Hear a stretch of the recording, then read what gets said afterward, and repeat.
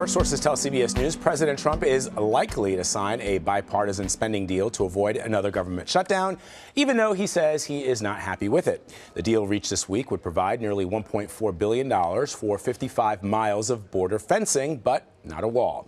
CBS News Chief Washington correspondent Major Garrett is here in New York City and joins me now. Hello, good morning. Good to see you. Yes, good to be here.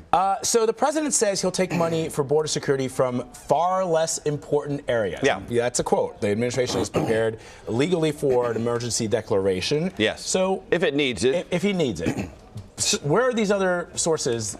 And he's saying $26 billion, which was new to me. That's a completely fictitious number. I mean, it's a number that he said, so it has some weight and validity.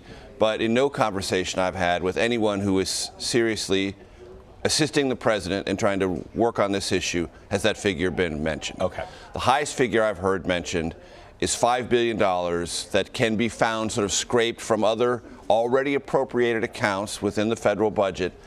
But probably $1 to $2 billion of that can be gained with relative minor political pain. Anything above that, you start taking away from other Trump favorite projects, things Republicans have fought long and hard for, put press releases out about this spending for this particular thing.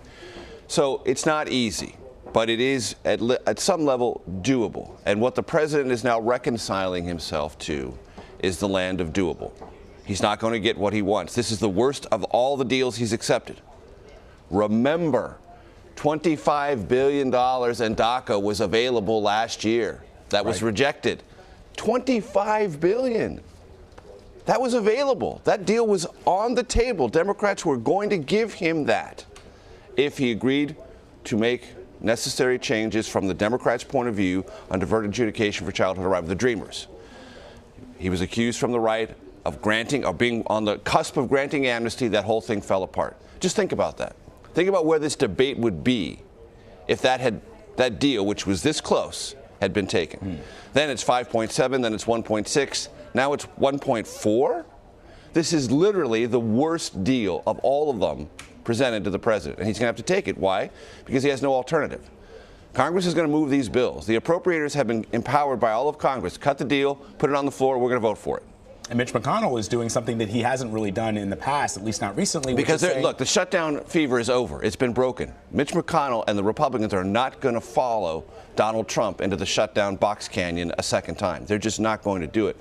And one of the things that is hard to convey, because nothing bad happened, is how stressed the systems were becoming under the first government shutdown.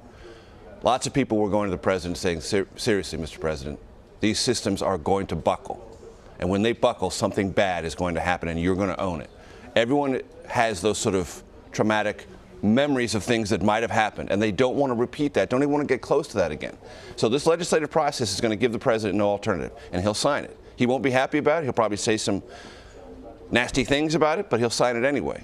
And then what will happen?